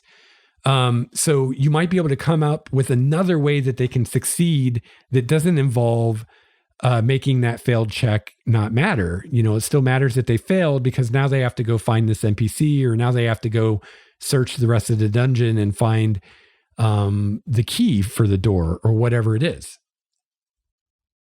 Another thing you could do is just move that encounter somewhere else in the dungeon. On a piece of paper, one room in a dungeon is much the same as another. So if you want them to have this final showdown with the necromancer and they don't find that secret room, then just put the necromancer's room in some other dungeon room they haven't been to yet, and just they'll never know. So yeah, there are lots of ways you can approach that. But yeah, you want to think about that when you're planning for a game session. You want to think about bottlenecks like that, where there's a point where if they don't make this roll, they can't go on. If they don't find this clue, they can't go on. If they don't kill this monster, they can't go on. And ask yourself, what happens if they don't do that? Because you don't want the answer to be the adventure falls apart, right? So plan for that contingency and think of ways you might handle it if they fail that roll. And if you can't come up with anything, then engineer it in such a way that they can't fail. Either the DC is so low they can't fail, or you've got things giving them advantage so they can't fail, or whatever. I don't know. Just come up with a way that they can't fail. Or you can let them succeed with some kind of cost, maybe a slight cost, maybe a heavy cost. I guess my last thought on this topic is also remember, what's good for the goose is good for the gander, which is to say, if you're using these systems like success with a cost, degrees of failure, things like that, keep in mind, if you're using these mechanics for the player characters, you can use them for NPCs as well. Now, I wouldn't overdo it, but I would definitely recommend, if you're using, like, for instance, success at a cost, I would definitely recommend at least once or twice or a few times in the campaign, have an NPC do that. just so the players know that, hey, you know, any trick that you can use, the NPCs can use as well.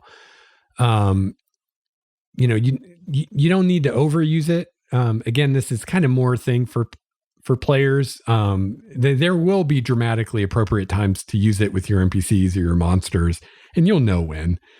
But yeah, I would definitely establish that through using it once or twice, that, hey, you know, I can use these for my characters too. So everything's fair. And then, you know, if there's any loss of pucker factor because you're allowing success at a cost, knowing that you can do that with the monsters as well, will hopefully bring that pucker factor back. All right. So I think that's it for the feedback we'll go through today. So thank you again to everyone who wrote in and asked questions or gave feedback. I really appreciate it. And sorry if I didn't mention your feedback on the show. I did get some other feedback that were kind of on these same topics. So yeah, sorry if I didn't mention your feedback, but I do read and reply to everyone's feedback, even if I can't always mention it on the show. So yeah, what do you all think about all this stuff? You know, we talked about reskinning or even redesigning classes to make them fit your setting or your adventure, if you want to do that. We talked about putting limitations on player character races and subraces in addition to classes as ways to bring about the flavor for your campaign that you're going through. We talked about getting things from previous editions of the game for your game and how easy that is to do, and how you should be doing it, or how you should do it, especially if you're someone that has these things already. You know, I don't know if I'd go recommending people to go buy these out of print stuff or try to find them for this purpose. But if you've got books laying around from previous editions, I would definitely use them if there's stuff in there you like. And then we talked about going beyond just binary pass fail and degrees of success and failure, and ways we can do that, retrying skill checks and helping other characters do things. And finally, we talked about a little bit about player agency, and more importantly, I think presenting the illusion of player agency, and some ways we can do that, and some ways we can avoid violating that. So you know my thoughts on all those topics. I'd love to hear what some of you think, and if you have some ideas I didn't bring up or mention, definitely let me know. You can shoot me an email at dungeonmastersjourney@gmail.com.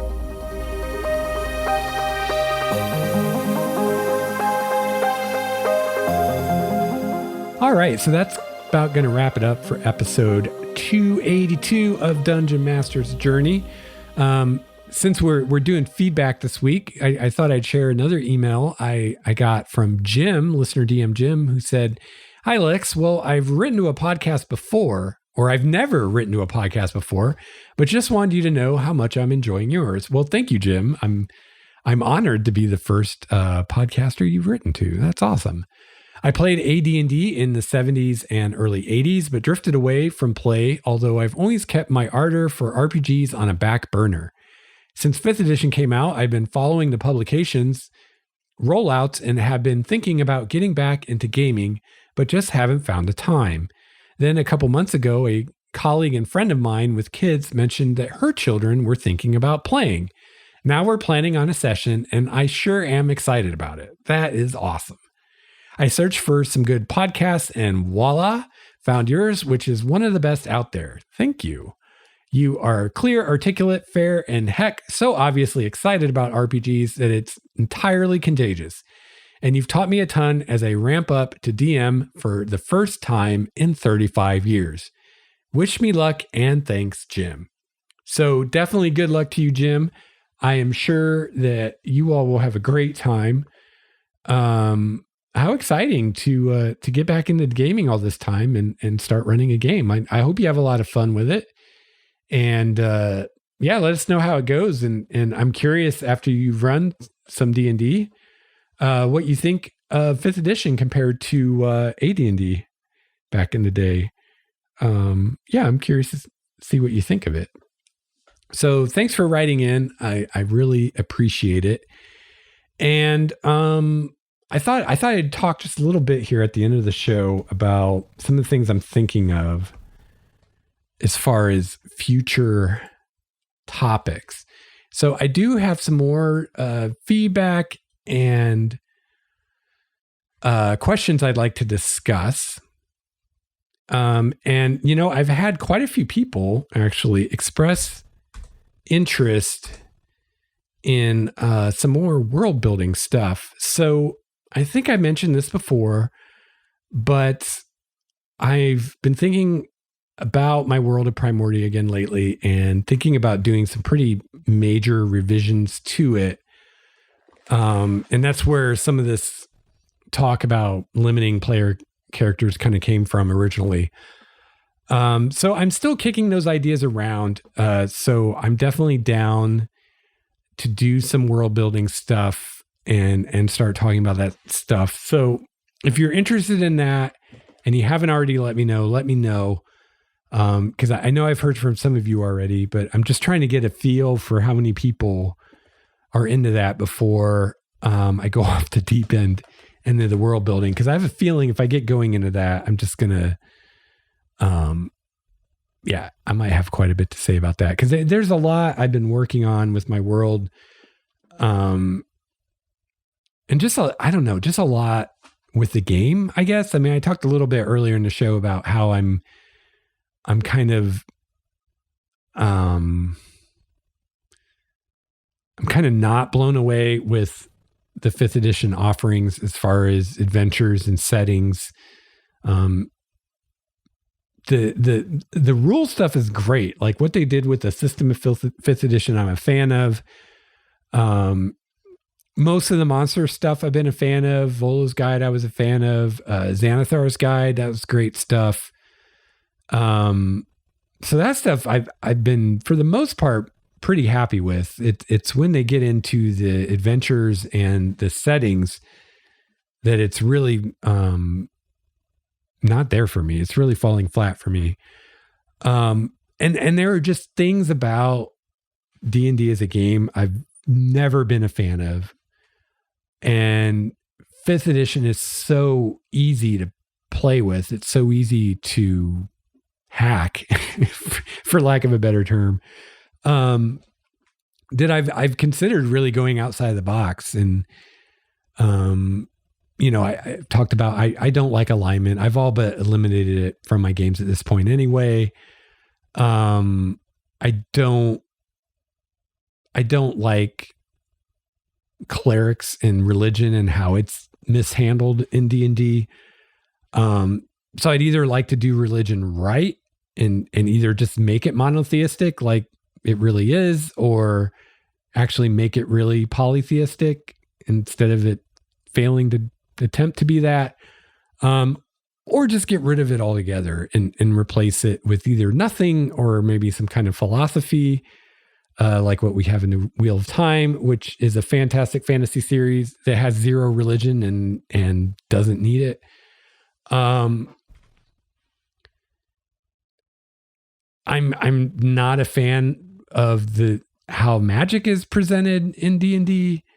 So there comes a point where it's like, at what point have you changed so much about a game that you're better off just playing a different game? But honestly, I haven't found another game system that I like as much as I like the 5e system, and also that's as easy to modify and do my own thing with. Because frankly, there's not a game out there that I'm aware of that's what I'm looking for. So whatever system I picked, I would have to change things anyway. The only thing would be, is there something out there that's closer to what I'm looking for than D&D, so there'd be less changes involved.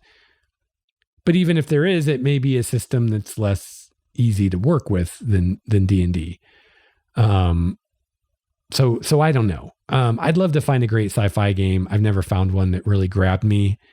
both in the setting and in the mechanics. There's a lot of them out there that get one or the other of them right for me, but none of them have gotten both. Yeah, so I don't know. So I'm kind of up in the air with the world building stuff. I'm not sure what I'm going to do, what I'm not going to do, what I'm going to change, what I'm not going to change. I mean, I've got ideas that are way out there. I mean, if I did everything I've thought about doing, it would be basically a different game. And I frankly, I don't know if I have the commitment to put in the time to design all that. Or even if I did, if anyone would want to play it, because, it's like, it's easy to find people to play D&D. It's harder to find people to play some game like, I don't know, Numenera that most people have never heard of. It's even harder to find people to play a game that no one's ever heard of, like the one you just made up yourself. So there's that to consider too. Yeah, honestly, I've been kind of holding out for this Theros book because I was kind of hoping. I knew it wasn't a realistic thing to hope for, and I didn't expect it, and I didn't get it. But I was hoping that maybe, just maybe, Wizards would just hit the ball out of the park with this Theros setting and give me a really amazing, developed, well thought out, nuanced setting that I could just use and put my world building energies into developing that more and making that my own, as opposed to Primordia, where I kind of have to do everything from scratch. But it's definitely not that. Now, the one thing that Theros does have that's kind of throwing a wrench at things for me is they have done some things with the gods that I really like. And I'm going to talk about this book in a future episode. But basically making the gods front and center. Remember how I said just a little bit ago that I feel like the gods and religion is very poorly handled in D&D. And I feel like if you're going to have gods, they should be front and center in your game and in your story. And if they're not, then there shouldn't be gods, because that's the way it would be. I mean, if the gods existed, if they were real, they really cared about people worshiping them, then everything would involve the gods. They'd be everywhere in everything, which is how it's presented in Theros. And that makes sense to me. This is one of those instances where, as an old saying goes, that D&D can't decide whether it wants to shit or get off the pot, because, it's like, it doesn't get polytheism right, not even close, but it's definitely not monotheistic. The religion's kind of there, but it's not like it should be. I don't know. Maybe you know what I'm saying. Maybe you don't, but I don't know. I'm just the kind of person, I'm like, if I'm going to do something, I want to do it right and I want to do it well. I don't want to half-ass it. And religion has always been half-assed in D&D. So I was going to take it out. The Wheel of Time doesn't have religion, and it's better without it, honestly. Most fantasy doesn't have religion, or if it does, it's very tertiary to the characters in the story and not really relevant. For instance, Lord of the Rings had religion, but it wasn't really relevant to the story. At least I don't remember it ever being relevant or even mentioned much. But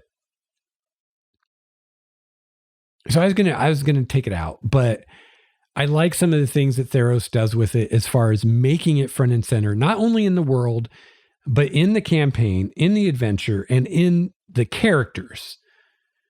To where there's a very real reason why a character would choose to follow a god or not. There are very real benefits to following a god or not. And then if you do supposedly follow a god, there are very real benefits to actually following the god in your role playing and not just on your character sheet. Which is all, I think, how it should be done. If you're going to do it. It sucks that they still screwed up polytheism and they still obviously don't understand how that works. But what are you going to do? But it does make me reconsider removing all that, because it's like, well, if I use the god, I mean, I already have gods for my world that I like. A lot of them are loosely based on the Theros gods anyway, so I could port a lot of the Theros stuff right over to my world. It wouldn't take a lot of adapting. A lot of it I could just use as is. So it would actually be easier to keep the gods than to get rid of them. It'd be less design work for me. Also, then I could, people could still play clerics and clerics and paladins, and maybe druids. So there's that. But yeah, I'm not sure what I want to do there. Well, maybe I'll put it to you, because one of the things I'm not sure about is, and it might be hard for you to comment on this without having read the Theros book. But okay, so basically what it does is the god that you follow, you get some real character benefits from following that god based on your piety, which is actually a system presented in the DMG, if I remember right, which is kind of like your reputation or your renown with that god. And you earn piety by doing things for the god. And then at certain levels of piety, you get certain abilities. And for the most part, they're just the ability to cast a spell once a day, depending on that god in their portfolio. And it's pretty basic, simple. I mean, it would not be hard for you to design this on your own. Again, they're doing the easy, obvious thing. They're not doing anything super creative or innovative here. But it does give you tangible benefits for actually, pursuing the god's interests and role-playing that. And then the way they present the adventure seeds and whatnot is they're all relevant to a certain god's agenda. So it's kind of like having the things that you build your campaign around, instead of coming up with like your big bad villain and what their agenda is and kind of basing everything on that, you're instead basing it on the agendas of one or more of the gods. So basically you have the gods very front and center. Their agents are expecting specific things from the player characters. So, we were talking about player agency earlier. This is a loss of player agency to some degree. You have an authority, powerful figure demanding things of your character, and you can choose to accede to those demands or not, but either way there's consequences. So a lot of people would say that's a loss in player agency. Of course, is it any different than you doing the same thing with a villain or whatever else you'd structure your campaign around? Probably not. But yeah, I don't know, because part of the thing is part of my perception, and I talked about this a bit when I did the series on making the cleric more attractive. I think one of the reasons a lot of times players don't want to play a cleric or a paladin or play a character who's devoted to a god is they don't want that loss of agency. They feel like if I follow a god, I have to do what that god says, and I don't want to have to do what someone says with my character. And I think a lot of times that's what it is. And they're not sure, if I play a cleric or a paladin, how does this particular DM approach the gods? How demanding is my guy going to be? How much is it going to limit my choices? And so it's just easier to avoid all that and play a wizard or a ranger that doesn't have those issues. So to me, basing your setting or your campaign on the gods and having it all hinge around that is just doubling down on that possible perceived loss of player agency. So how do you think about that as a DM and as a player? How do you feel about that? How do you feel about the gods in your games? As a player, do you tend to play characters that are involved with the gods or not? And why? Why are you involved with the gods or not? Do you feel like it limits agency, or do you feel like it at least makes it seem like it limits agency? I don't know. What do you think? Shoot me an email, dungeonmasterjourney@gmail.com. Let me know what you think. I'd love to hear from you. You can also call my voicemail, 951-GMJ-LEX1. That's 951-465-5391. And you can join our community on Discord. Find a link to that in the show notes at starwalkerstudios.com. So yeah, I think I've rambled on enough for today. I hope I hear from you soon. And I hope that you have a chance to play some D&D this week. I hope you have a chance to run some D&D. I hope you have a chance to just have fun in the hobby, whatever you do. Maybe do some world building, do some adventure designing, whatever you want to do. Reskin some classes. Whatever you want to do. I hope you have fun with it. And I will be back soon with another episode of Dungeon Master's Journey. Until then, game on. This has been a Starwalker Studios production, your source for quality gaming and hobby podcasts. This episode's music, courtesy of Cloudwalker, Transboy, Renfield, Stanko, and Ish. See the show notes for more details at starwalkerstudios.com/GameMastersJourney.